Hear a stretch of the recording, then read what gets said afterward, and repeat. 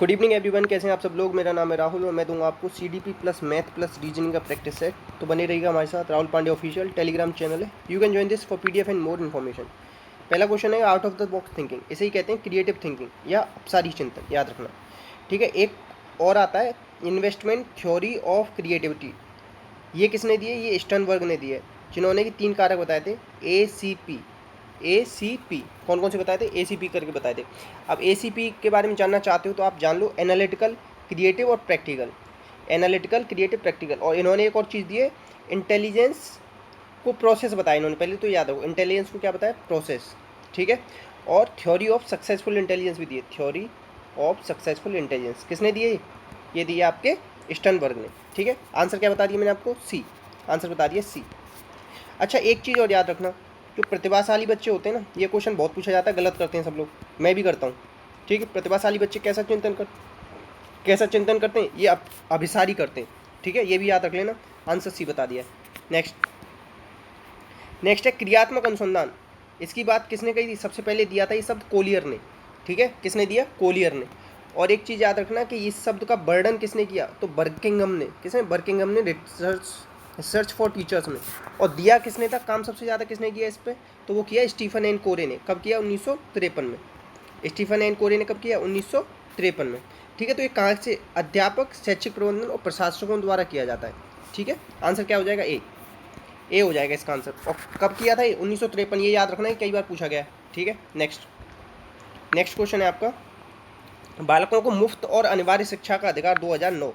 ये लागू कब हुआ? 1 अप्रैल 2010 से। 1 अप्रैल 2010 से।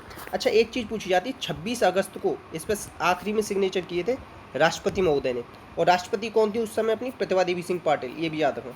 अच्छा, ये शुरुआत इसकी कहाँ से हुई थी? राज्यसभा से हुई थी सबसे पहले। ठीक है, राज्यसभा में पास हुआ था ये पहले। ये क्वेश्चन पूछा गया है। एक क्वेश्चन और याद रखना, 135वां कंट्री बना था अपना इसको लागू करने वाला। ठीक है।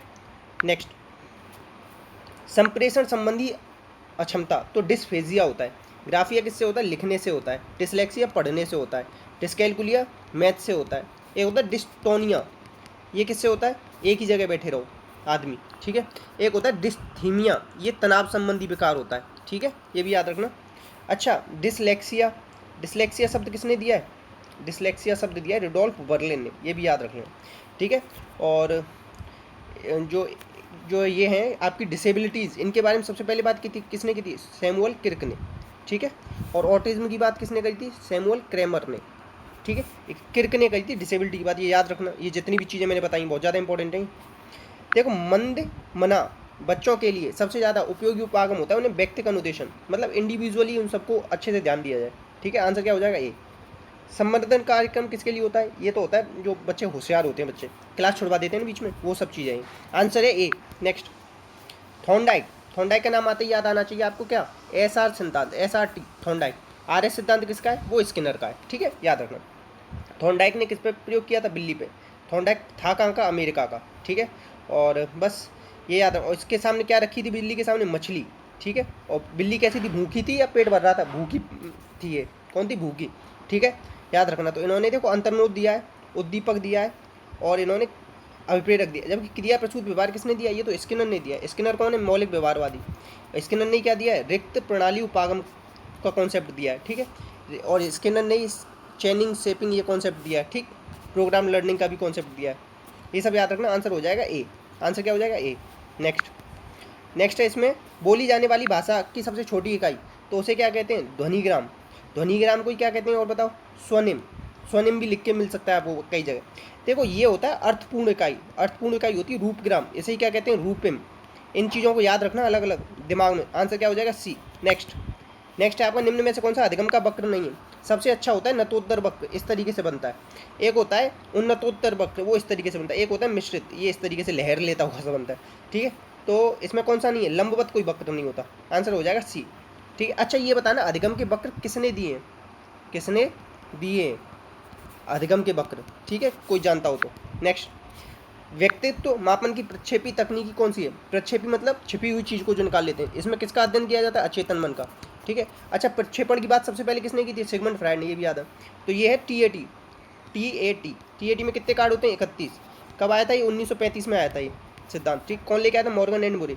अच्छा एक चीज़ याद रखना, कार्ड तो इसमें 31 होते हैं, मगर ये 24 घंटे के बाद 2 बार किया जाता है 24 घंटे के अंतर पे, मगर इसमें से कार्ड केवल 20 यूज करते हैं।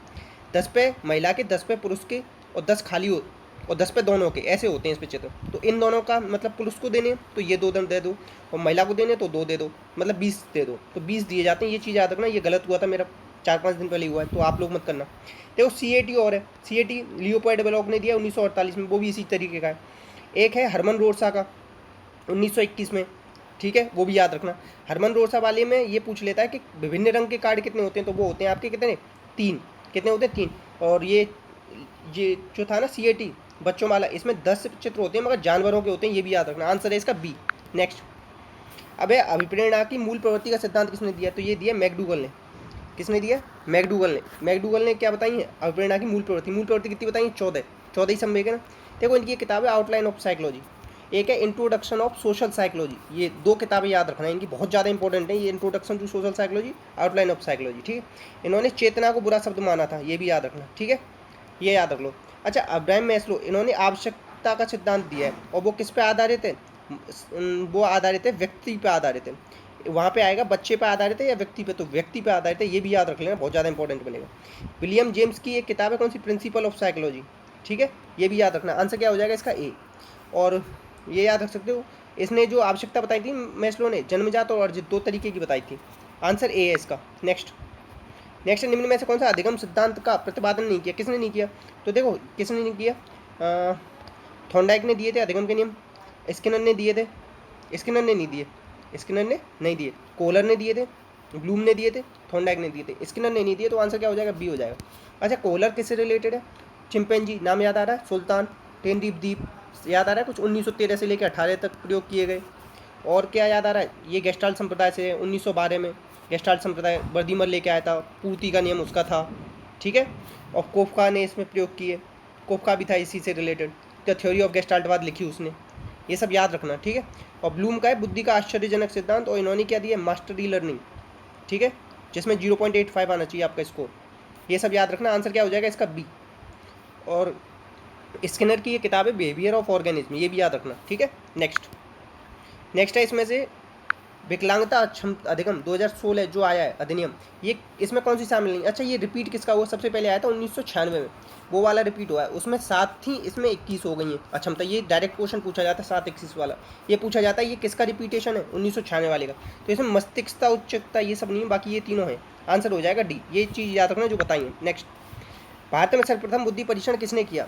तो देखो भारतीय विनय साइमन स्केल ये बनाया था राइस ने।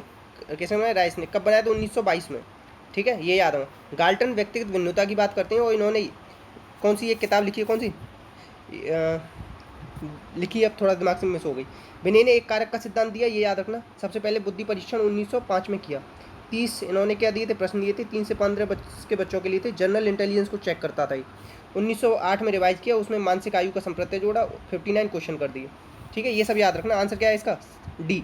नेक्स्ट है इसमें से कौन सा रचनात्मक आकलन का उचित उपकरण नहीं? तो वार्षिक परीक्षा नहीं, ये कैसा है? ये है सम्मेटिव। रचनात्मक क्या होता है? फॉर्मेटिव। ये होता है 40% और इसमें फीडबैक मिलता है, ठीक है। इसमें फीडबैक नहीं मिलता सम्मेटिव में, इसमें क्या मिलते हैं? ग्रेड वगैरह मिलते हैं, ये सब याद रखना। आंसर हो जाएगा ए। क्या हो जाएगा? ए। ये 60% होता है, ये भी याद रखना, ठीक है। नेक्स्ट, रोरसा व्यक्तित्व परीक्षण बताया था ना 1921 में आया था, उसमें विभिन्न तरीके के कार्ड कितने थे? 3। 5 थे काले सफ़ेद, कितने थे? काले सफ़ेद, और 2 थे काले लाल, ठीक है, याद रखना। 10 मत करिए ना, विभिन्न तरीके के पूछ रहा है, कैसे पूछ रहा है? विभिन्न, 2019 में आया हुआ है। आंसर है ए। आंसर क्या है? ए। नेक्स्ट, CAT होता है चाइल्ड एप्रिसिएशन टेस्ट, ये किसका होता है?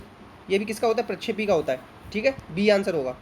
इसमें बताया था 10 चित्र होते हैं, किसके होते हैं? जानवरों के होते हैं, किसके? जानवरों के, ठीक है। और किसने दिया था? लियोपोल्ड ब्लॉक ने दिया था, ये सब याद रखना। नेक्स्ट, अच्छा देखो वही पूछ लिया CAT में कितने चित्र होते हैं, तो आप लोग बताना, ऊपर ही बताया मैंने आपको, कसम है आपको कसम है साइकोलॉजी माता की, आपने जवाब देना है जरूर, अगर थोड़ा भी समझ में आ रहा है तो।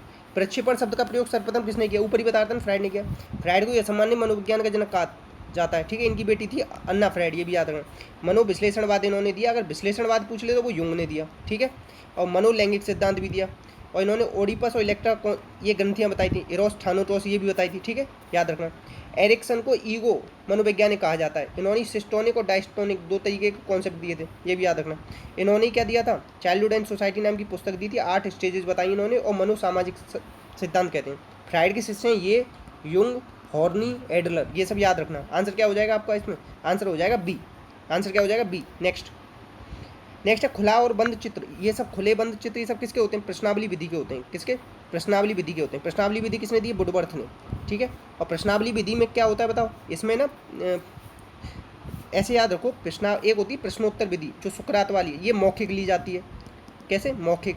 और प्रश्नावली विधि लिखित ली जाती है, ये याद रखना 2 चीज़, ठीक है, अलग अलग याद रखना।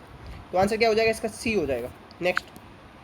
नेक्स्ट है इसमें अंतर्दर्शन विधि में किसका अवलोकन किया जाता है, तो इसमें किया जाता है स्वयं का। और किसने दी थी, बुंट ने दी थी। बुंट ने 1879 में लिप्जिंग जो शहर है जर्मनी का, वहाँ पे लैब खोली थी, जिसे अब कार्ल मार्क्स विश्वविद्यालय बोलते हैं। इन्हीं का एक शिष्य टिचनर, ये भी याद रखना। और ये चेतन संप्रदाय से रिलेटेड है, ये याद रख लेना, ठीक है। जैसे इन्होंने अंतर्दर्शन दिया, बहिर्दर्शन दिया वॉटसन ने। किसने, वॉटसन ने। इसका बेटा था अल्बर्ट, ये याद रखना। और वॉटसन क्या है, व्यवहारवादी, ये भी याद रख लेना, ठीक है। आंसर है सी। नेक्स्ट, अच्छा देखो, एक पाइप है वो 20 घंटे में भर देता है, और बी पाइप 30 घंटे में भर देता है। दोनों को एक साथ खोलें कितने घंटे, देखो ए भर रहा है 20 घंटे में, बी भर रहा है 30 घंटे में। दोनों का एलसीएम ले लो 60, 20 तिया 60, 30 दूनी 60, तीनों तो 5, तो 60/5 कितना आ गया, 12 घंटे आ गए ना। आंसर हो जाएगा ए। इस तरीके से निकालते हैं इसे। नेक्स्ट, अच्छा देखो 10x दे रखा है 3/2, तो 10x के बराबर क्या लिख सकता हूँ, sin x अपन cos x लिख सकते हैं ना। तो sin x की वैल्यू होगी 3, cos x की होगी 2, ले रख दो यहाँ। 3 × 3 + 2 × 2 बटे 3 × 3 - 2 × 2, 9 और 4 11, 9 और 4 कितने हो गए, 13 बटे 9 में से 4 गए तो 5, 13/5 आ गया आंसर। आंसर क्या होगा, 13/5। देख रहे हो कितने आसान है। नेक्स्ट, अब देखो ये कह रहा है कि इसमें बताना क्या दिक्कत है। तो देखो इसमें कैसे करा, ये रीजन का क्वेश्चन है। तो 26 का गुणा कर दो 11 से, इसमें एक संख्या कम करो, इसमें एक अंक कम करो। और कभी भी 11 का गुणा करना हो ना किसी में, तो जैसे 2 और 6 में करना है, तो 6 और 2 8, ये हो गया 11 का गुणा सीधे, ठीक है।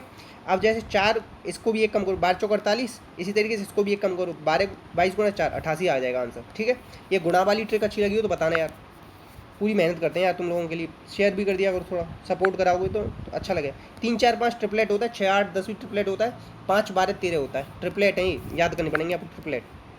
अब इसमें बताना है, तो देखो 8 दूनी 16 × 3 48, 6 × 3 18, 18 × 4 72, 12 दूनी 24, तो 24 × 1 24, आंसर क्या आ जाएगा, सी। नेक्स्ट, इतने क्वेश्चन थे, तो प्लीज़ शेयर कीजिएगा, सपोर्ट कीजिएगा, अच्छी लगी हो तो वीडियो लाइक कीजिएगा, और प्लीज़ यार दोस्तों से कह के सपोर्ट कराओ, थोड़ा सा सब्सक्राइब करवाओ चैनल को। आप लोगों के लिए इतनी मेहनत की जाती है, देखो कम से कम 3 से 4 घंटे जाते हैं आप लोगों के लिए ये वीडियोस बनाने में, तो थोड़ा सा तो हेल्प आप भी कर सकते हो। कुछ नहीं तो 3-4 सेकंड का यूज लेके इस वीडियो को शेयर कर दिया अगर 2-4 जगह। तो प्लीज़ सपोर्ट करना, डाउट आए तो कमेंट बॉक्स में पूछना। जय हिंद, जय भारत।